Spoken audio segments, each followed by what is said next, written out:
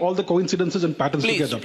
So this is a finely calibrated geopolitical project underway to reshape the borders and power equations in India's near abroad, and the objective is to contain India. It begins in 2019 when Prime Minister Modi comes back to power with a huge majority, and it becomes clear that if India stays on course, it will become a great power in the 2035 horizon, and this is unacceptable to the powers that be. So Project K is kicked off. K means Cookie Land, to carve out an artificial Christian nation out of Burma, Bangladesh, and the Indian states of Manipur and Mizoram. And the objective is to cut off India's access to Southeast Asia, to isolate India, and to serve as a new Eastern Pakistan. And Thailand is roped in to funnel vast quantities of arms and ammunition to Kuki terrorists. But the Thai government resists. That's why you have the 2020-21 student protests in Thailand, anti-government protests, even anti-monarchy protests, unprecedented. So the Thai government capitulates. There is a coup in Myanmar in February 2021. The Myanmar civil war starts raging.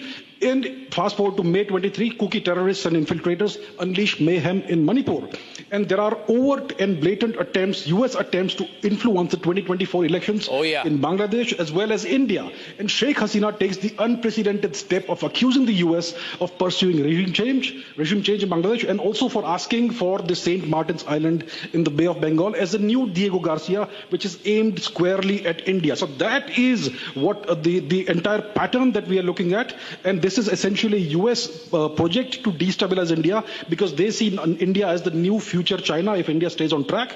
And that's why India needs to be cut off from Southeast Asia. Just the same way that Pakistan cuts off India's access to Eurasia and everything else, this new nation of Kuki Land will now cut off India's access to the rest of Southeast Asia. So this is not about Bangladesh. This is not about some law and order issue in Bangladesh. This is aimed squarely at India. And that is why Indians need to